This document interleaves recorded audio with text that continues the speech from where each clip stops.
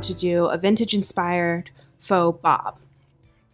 I'm going to start off my set by working in the front panel, all in horizontal sections, working up the head.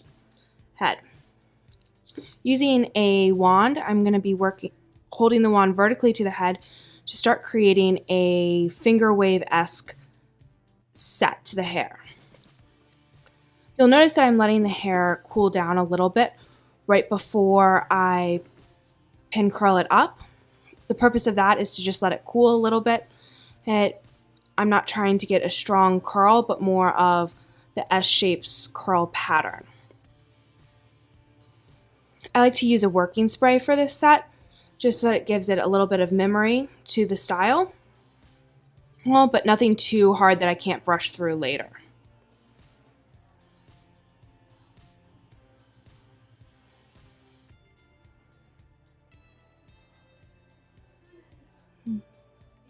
One of the things I like to do when I pin the hair up for the set is mimic the shape of the wand, making sure that I don't disturb the curl too much, still keeping it in that vertical shape against the head.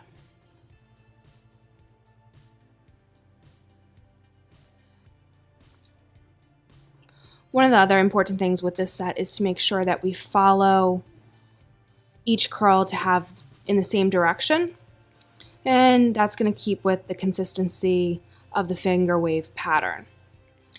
For this particular style, I'm starting on the heavier parted side to create a swooping motion around the face that you'll see later.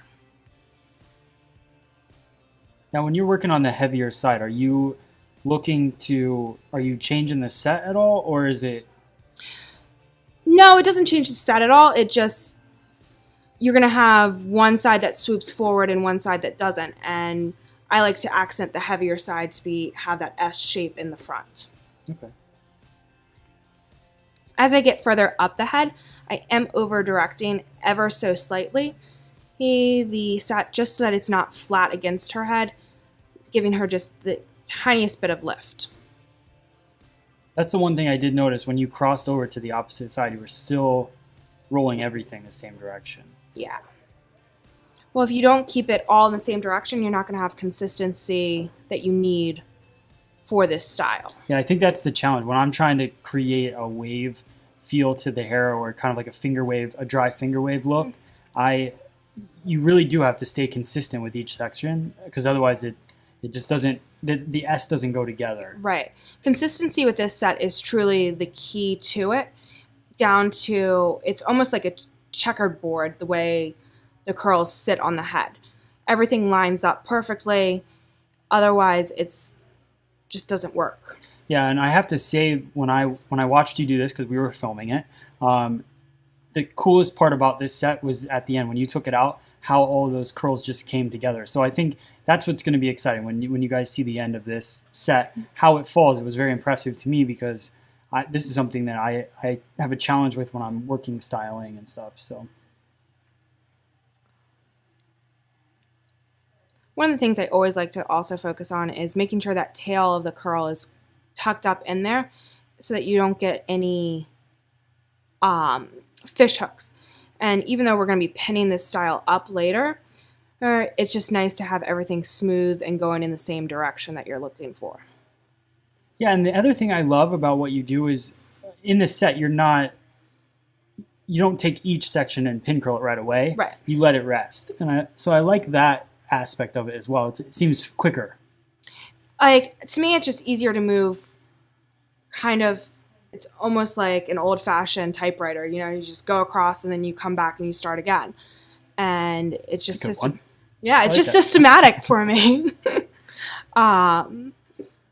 But, I mean, like I said earlier, we're not looking for a strong curl in this, so we can let it rest for a little bit, because we're just looking for that S pattern in there. And the other point that you made about the tail of the style, I think for me as a hair cutter, sometimes I rush through the style. I don't rush through the haircut, but then when I go into the style, I don't look at those little tiny details, but it makes a huge difference. It just makes your life easier when styling the hair afterwards. You know, you don't want to have to worry about hiding that end that you didn't curl properly. Right. It just flows a lot easier for you.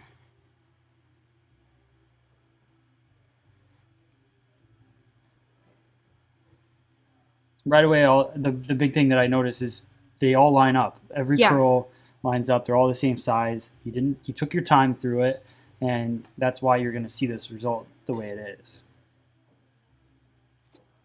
Yeah, it becomes a grid, the head.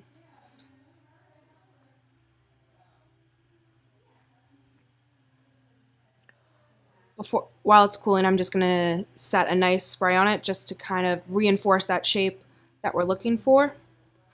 And then as we take everything out, I like to use a shine spray before I brush it out. It just gives a little bit of slip to the hair, allows it to add nice luxurious shine to it before we start brushing it.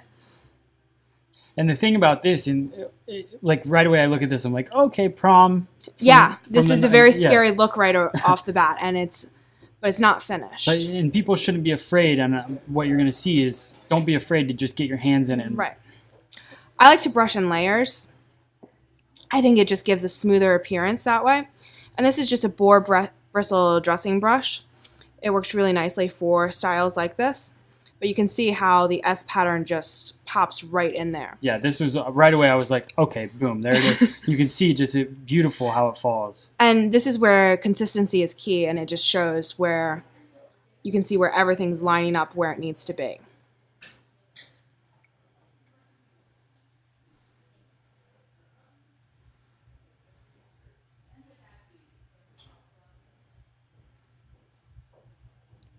And if you need to, you can even use the dressing brush to kind of put those waves where they need to be because of how you line them up. If it doesn't brush out just exactly, you can go in with the brush and kind of push those ridges in. Yeah, kind of like rouge it from the bottom. Rouge it from the bottom, yeah.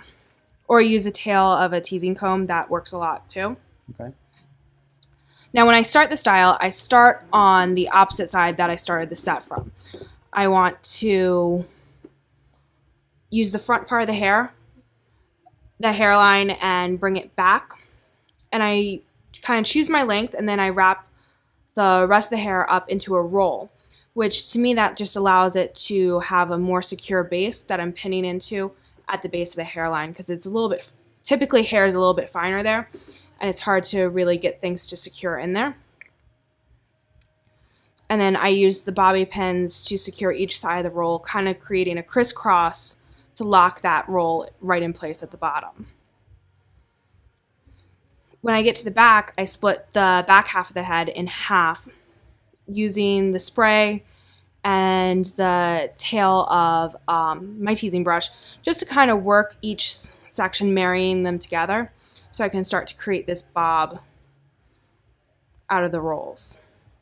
I love this hairstyle. I mean, this is something that we've seen, but what I love about what you did was you took it, made it a vintage kind of feel. So you took what we're doing modern-wise with creating a vintage look and just made the faux bob feel out of it. And this is a cool thing that any girl could wear out. Oh, yeah. I mean, I loved The Great Gatsby. I loved the styles in there, and you saw it a lot on the red carpet during award season this year. So, and if a girl has long hair and she wants to wear a bob for the night, then this is a great style for that. I think it's great for girls to kind of see it gives them that actual visual of what they'd appear to have with short hair. Plus, no girl with this long hair wants to chop it. This is like the way that you can get the chop without chopping your hair. Yeah, exactly. I use my fingers a lot with this style because I don't want it overly set, even though it does have a strong set that we put into it.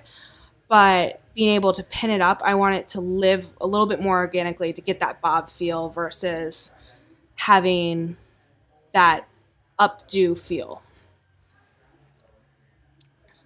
But you can easily work with the waves to marry and blend the hair together perfectly, and it gives you really a seamless style. Yeah, you could really wear this style anywhere. Right. Like, it doesn't have to be to a night out. It could be to any event that you were really going to.